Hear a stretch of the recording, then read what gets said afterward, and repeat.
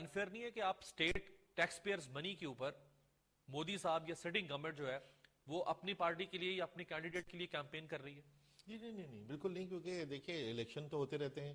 اب ان کی پارٹی اگر الیکشن لڑ رہی ہے تو وہ ان کا اختیار چھین توڑ نہیں سکتا ہے، لیکن جب وہ کیمپین کر رہے ہوتے ہیں تو وہ اپنی انڈیویجول کیپیسٹی میں ہوتے ہیں. سرکاری گاڑی نہیں استعمال کر سکتے، سرکاری سٹاف یوز نہیں کر سکتے، سرکاری پیسہ کسی طریقے سے خرچ نہیں ہو سکتا. اس پہ تو ہمارے بڑے سخت رول ہیں اور قانون بھی ہیں. بلکہ سب سے اچھی چیز یہ ہے کہ ہمارے ایک ماڈل کوڈ آف کنڈکٹ ہے جو ہمارے پولیٹیکل پارٹیز جو نے اپنی میچورٹی دکھائی، اپنے لیے ایک ڈسپلن بنایا کہ ہم یہ وعدہ کرتے ہیں کہ ہم ایک دوسرے پہ اٹیک نہیں کریں گے، ہیٹ اسپیچ، نفرت والی اسپیچ نہیں کریں گے، بھڑکاؤ باتیں نہیں کریں گے، اور ڈگنیفائڈ ڈیسنٹ کسی کا پروسیشن ڈسٹرب نہیں کریں گے، اور اپنا سرکاری مشینری کا ابیوز نہیں کریں گے.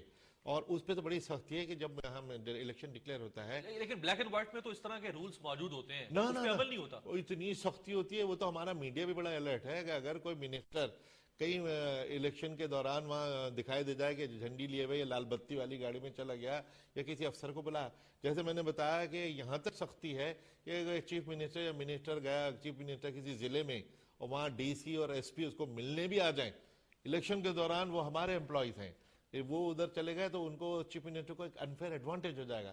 لوگ سمجھیں گے کہ دیکھو ہمارا باس تو یہ چیف منسٹر ہی ہے.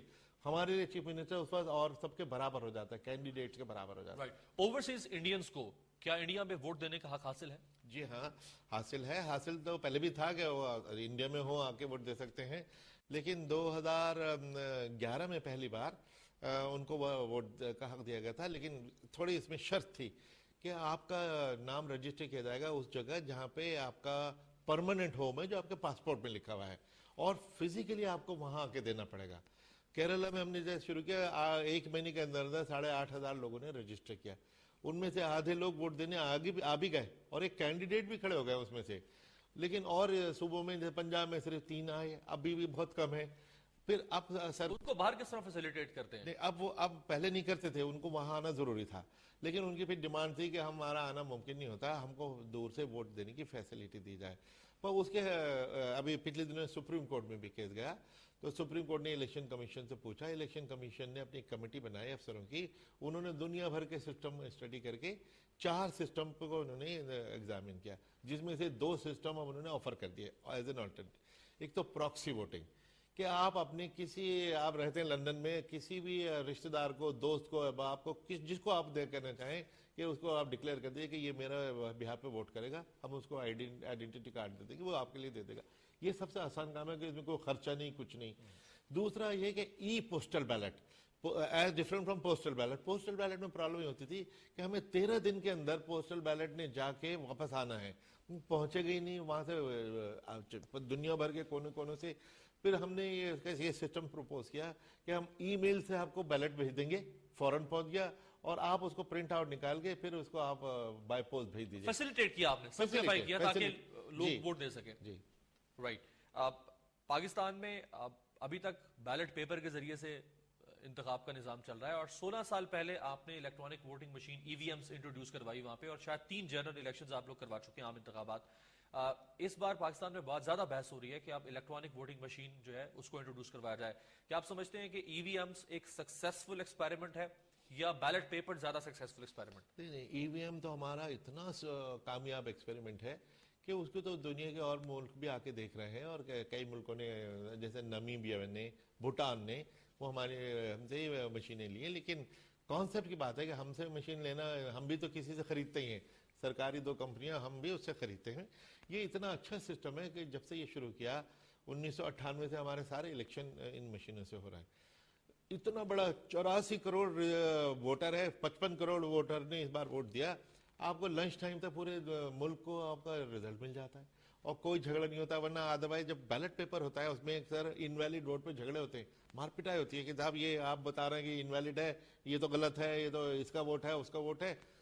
انویلڈ ووٹ ہزاروں ہو جاتے تھے، سم ٹائم جیتنے والے کا جو مارجن ہے اس سے زیادہ انویلڈ ووٹ ہو جاتے تے. یہ سب چیزیں ختم ہو گئی.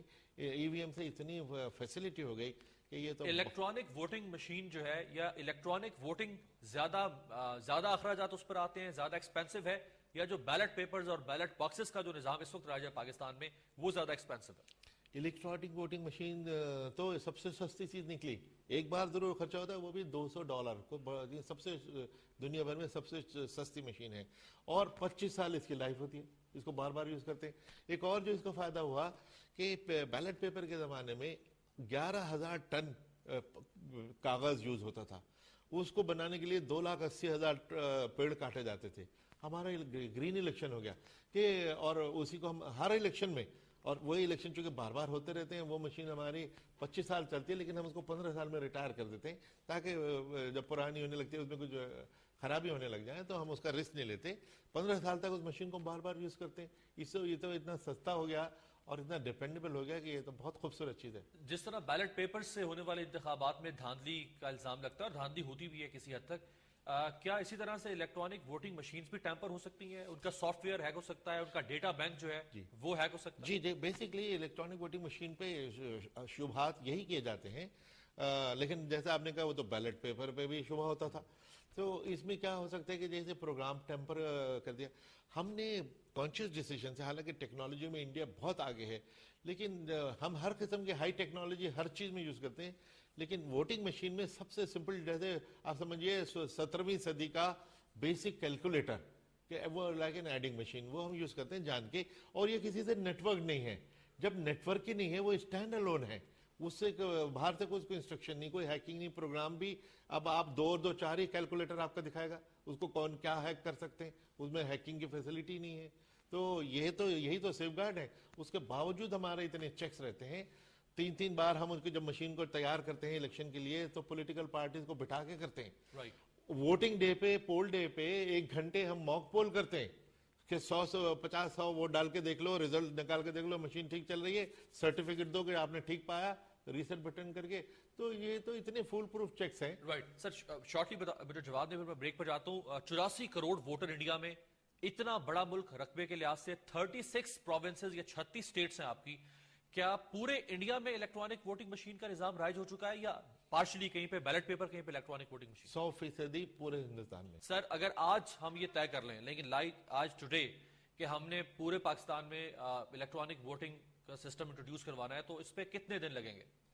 ٹھیک ہے, ایک تو مشینوں کا پروکیورمنٹ کی اگر آپ خود بنائیں, میرے تو رائے ہوگی کہ آپ کو خود بنانا چاہیے, کیونکہ الیکشن میں پرسپشن کے لوگ کیا سمجھتے ہیں اس کا بڑا. انڈیا میں جو الیکٹرانک ووٹنگ مشین استعمال کرتی ہے وہ آپ نے امپورٹ کیا یا لوکلی مینوفیکچرڈ ہے؟ 100% لوکلی بنتی ہے, ایکسپٹ جو چپس ہیں, چونکہ انڈیا میں چپ بنتے نہیں. جو ایک ماسٹر چپ ہے وہ ضرور جاپان یا امریکہ سے آتا ہے, لیکن باقی ساری مینوفیکچرنگ انڈیا کی 2 کمپنیز ہیں. ایک ڈیفنس منسٹری کے انڈر میں, ایک ایٹمک انرجی کی ہے, اور اتنے اس میں کنٹرولز ہیں کہ وہ بالکل ہی ڈیپینڈیبل مشین ہے. اپروکسیمیٹلی کتنا وقت لگے گا اگر ہم طے کر لیں کہ ہم نے پاکستان میں بھی انٹروڈیوس کرنا ہے, تو کتنا وقت لگے گا اس میں؟ دیکھیے, جب ارادہ مصمم ہو تو پھر تو کوئی دیر نہیں لگتی, لیکن پھر بھی آپ اتنی ساری مشینیں بنانے کے لیے ایئرز اور منتھس, نہیں, it can be years, it can be 1 or 2 years, because آپ کا تو زیرو بیس ہے نا. رائٹ. تو اس لیے ساری مشینیں آپ نے بنانی, اور اس سے پہلے جو آپ کے لیے ضروری ہے کہ ان مشینوں پہ پولیٹیکل کنسنسس, پہلے لوگوں کا اعتماد پہلے حاصل کیجئے.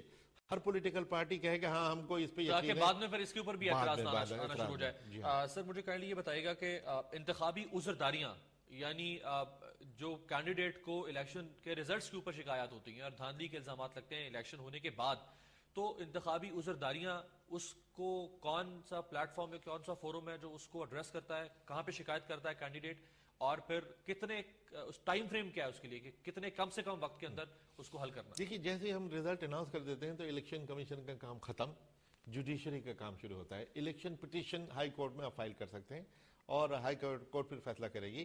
قانون میں تو لکھا ہے کہ 6 مہینے کے اندر فیصلہ کریں, لیکن شروع میں یہ تھا کہ اس کے لیے اسپیشل ٹریبیونلز ہوتی تھیں, لیکن اب ہائی کورٹ نے اور بھی کام کرنا ہوتا ہے, تو لیکن کئی سال لگ بھی جاتے ہیں. اب یہ ایک ڈیمانڈ ہو رہی ہے کہ اس کے لیے دوبارہ سے اسپیشل ٹریبیونل جو ڈے ٹو ڈے ہیئرنگ کر کے ان کو 6 مہینے کے اندر 6 مہینے میں نہیں, سال بھر میں فیصلہ ضرور کریں. رائٹ. الیکشن کمیشن کو جو پارلیمنٹیرینز اپنے ایسٹس ڈیکلریشن کرتے ہیں یا اپنے ٹیکس ریٹرنز فائل کرتے ہیں کہ انہوں نے اتنا انکم ٹیکس پے کیا اور ان کے اتنے اثاثے ہیں, پاکستان میں انفارچونیٹلی الیکشن کمیشن صرف ایک پوسٹ آفس کا کام کرتا ہے کہ جو کچھ ممبر آف پارلیمنٹ نے بتا دیا اس نے فائل کر دیا, اس کے اوپر کوئی انویسٹیگیشن نہیں ہے کہ جو یہ اثاثے ظاہر کر رہا ہے، ایسٹس شو کر رہا ہے، ڈکلیئر کر رہا ہے، یہ ٹھیک ہے، یہ غلط ہے؟ جو انکم ٹیکس یہ بتا رہا ہے کہ پے کرتا ہے، اس کا لائف سٹائل میچ کرتا ہے یا نہیں کرتا؟ انڈیا میں بھی کیا اسی طرح سے ہے، یا الیکشن کمیشن کے پاس یہ اتھارٹی ہے کہ وہ انویسٹیگیٹ کر سکے؟ دیکھیے ہمارے پاس انویسٹیگیشن کی تو اتھارٹی نہیں ہے، نہ ہم کرنا چاہیں گے، لیکن ہمارے پاس جو اتھارٹی ہے وہ بڑی فل پروف ہے کہ جب کوئی کینڈیڈیٹ اپنا نامینیشن بھرتا ہے تو اس نے 2 ایفیڈیوٹ دینے ہوتے ہیں. اس میں ایک میں تو اپنا سارے فائنینشیل بیک گراؤنڈ کہ میرے پاس یہ اکاؤنٹ ہے، اتنا پیسہ اپنا پورے اپنی وائف کا، بچوں کا، اور ہم اس کو پبلک ڈومین میں ویب سائٹ پہ ڈال دیتے ہیں. تو سب سے اچھی اسکروٹنی آپ کے اپوزیشن، آپ کے پڑوسی وہ کر کے بتا دیں گے ہمارے پاس. دوسرے ہم ان اسٹیٹمنٹ کو انکم ٹیکس کو بھیج دیتے ہیں. انکم ٹیکس کی انویسٹیگیشن مشین وہ اپنے کرتے رہیں، وہ کمپیئر کریں گے کہ جی انہوں نے انکم ٹیکس ریٹرن میں کیا لکھا تھا اور الیکشن کمیشن کو جو انہوں نے ایفیڈیوٹ دیا اس میں کیا لکھا ہے. تو یہ پبلک ڈومین میں اتنا ہوتا ہے، اس پہ تو بڑی ڈیبیٹ میڈیا میں چل پڑتی ہے. سیکنڈ لاسٹ کوشچن آپ سے، امپورٹنٹ یہ ہے ڈیموکریسی میں کہ لوگ اپنے ووٹ کا استعمال کریں. انفارچونیٹلی جو انڈر ڈیولپڈ کنٹریز ہیں ان میں لوگ ٹرسٹ نہیں کرتے ڈیموکریسی کے اوپر، یا جو بھی سسٹم وہاں پہ رائج ہوتا ہے وہ ووٹ کاسٹ نہیں کرتے. وہ سمجھتے ہیں کہ ہمارا ووٹ جو ہے اگر ہم کاسٹ کریں گے تو ریٹرن میں ہمیں کچھ ملے گا نہیں. لوگ گھر میں بیٹھ کے ٹی وی دیکھ لیں گے، فیملی کے ساتھ، بچوں کے ساتھ پارک میں انجوائے کرنے چلے جائیں گے، لیکن ووٹ کاسٹ نہیں کریں گے. ووٹر کو انکریج کرنے کے لیے انڈین الیکشن کمیشن نے کیا کبھی کوئی کیمپین چلائی؟ جی یہ آپ نے بڑا سیریس مسئلہ اٹھایا. ہمیں بھی یہ فکر تھی کہ بہت سے لوگ ووٹ دینے نہیں جاتے، خاص طور سے شہری علاقوں میں، اور جو پڑھے لکھے ہیں، اور وہ بلکہ ووٹ ہی نہیں دیتے، بلکہ بریک بھی کرتے ہیں کہ میں نے تو آج تک ووٹ نہیں دیا. ہم نے کہا کہ یہ آپ منہ چھپائیے اگر آپ نے ووٹ نہیں دیا، کیونکہ اگر آپ نے ووٹ ہی نہیں دیا تو پھر آپ سرکار کو بیٹھ کے کوسنے کا آپ کو کوئی رائٹ نہیں ہے. ہم نے ووٹر ایجوکیشن ڈویژن بنائی. اس پہ لوگوں نے کہا کہ صاحب الیکشن کمیشن کا کام ایجوکیٹ کرنا نہیں ہے، آپ کا کام تو الیکشن مینیج کرنا ہے.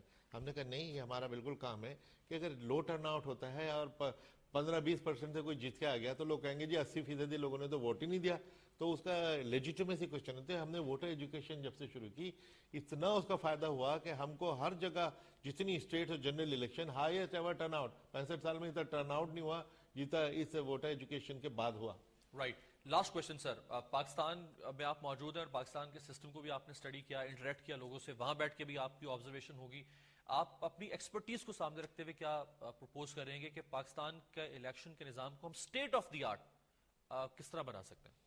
دیکھیے میں کسی کو یا پاکستان کو یا کسی کو ایڈوائز تو نہیں کر سکتا، کیونکہ ہر کنٹری کا، ہر ملک کا اپنا اپنا لوکل ایکسپیرینس وزڈم ہوتا ہے. میں تو بس یہ بتا سکتا ہوں کہ انڈیا کا جو سسٹم ہے اتنا صاف و شفاف، وہ پوری دنیا میں مانا جاتا ہے. وہ کیسے ہم کرتے ہیں وہ آپ لوگ آ کے دیکھیں. بلکہ ہم نے کئی بار کیا، آپ کے چیف الیکشن کمشنر کئی بار ہمارے یہاں ہیں، نئے چیف الیکشن کمشنر صاحب کو بھی ملا، میں نے ان کو دعوت دی ہے. آپ آئیے ہمارے الیکشن کو دیکھیے ہم کیسے کرتے ہیں. اگر آپ کو لگے کوئی ایسی چیز ہے جو ہم اچھی کرتے ہیں اور آپ بھی کرنا چاہیں گے تو اچھی بات ہے. Right sir, thank you so much. Doctor Shahabuddin Yaqub Qureshi, سابق چیف الیکشن کمشنر انڈیا اور الیکشن کمشنر بھی رہے. الیکشن کمیشن کے اندر جو 2 ممبر ہوتے ہیں الیکشن کمیشن کے، آپ کو میں دکھانا چاہوں گا 2 تصاویر جس میں انڈیا میں ہارنے والا پرائم منسٹر اور جیتنے والا پرائم منسٹر کس طرح سے جیسچر دے رہے ہیں، کس طرح سے ایک دوسرے کے ساتھ بوکیز شیئر کر رہے ہیں. اور دوسری تصویر جو آپ دیکھ رہے ہیں اس میں ہارنے والا انڈین چیف منسٹر کس طرح سے اسمائل ایکسچینج کر رہا ہے جیتنے والے انڈین چیف منسٹر کے ساتھ. یہ اسی صورت میں ہو سکتا ہے جب ہارنے والے کو یہ یقین ہو کہ میں اس لیے ہارا ہوں کہ مجھے لوگوں نے ہرایا، لوگوں نے مجھے ووٹ نہیں دیا. اس کو یہ یقین ہو، نہ کہ اس کو یہ شک یا شائبہ ہو کہ مجھے جیتنے والے نے دھاندلی کے ذریعے سے ہرایا. اگر اس طرح سے ہوگا تو پھر سچویشن کچھ ایڈورس ہو جاتی ہے اور لوگ ہنس کے یا ایک دوسرے کو بوکیز یا پھول شیئر نہیں کرتے، اسمائل شیئر نہیں کرتے، بلکہ وہ دستوں گریبان ہو جاتے ہیں. ایک ہونا یہ چاہیے کہ 2018 کے الیکشن سے پہلے ہماری ساری تمام سیاسی جماعتیں بھی، حکومت بھی، الیکشن کمیشن بھی، عدلیہ بھی تعاون کرے اور ایک ایسا اسٹیٹ آف دی آرٹ، ایک ایسا ٹرانسپیرنٹ کریڈیبل الیکشن کا نظام ہم وضع کریں کہ کم از کم پاکستان میں ونس اینڈ فار آل یہ جو دھاندلی کی جو شکایات کے الزامات ہیں یہ ختم ہو سکیں. اور عمران خان صاحب کو بھی، شاید تحریک انصاف کو بھی چاہیے کہ وہ دھرنے یا ان چیزوں سے باہر نکل کر حکومت کے ساتھ تعاون کرے، ہینڈ شیک کرے اور پارلیمانی اور جمہوری طریقے سے جو ریفارمز آنی چاہیے وہ پارلیمنٹ کے ذریعے سے لائی جائیں تاکہ وہ لانگ لاسٹنگ ہو.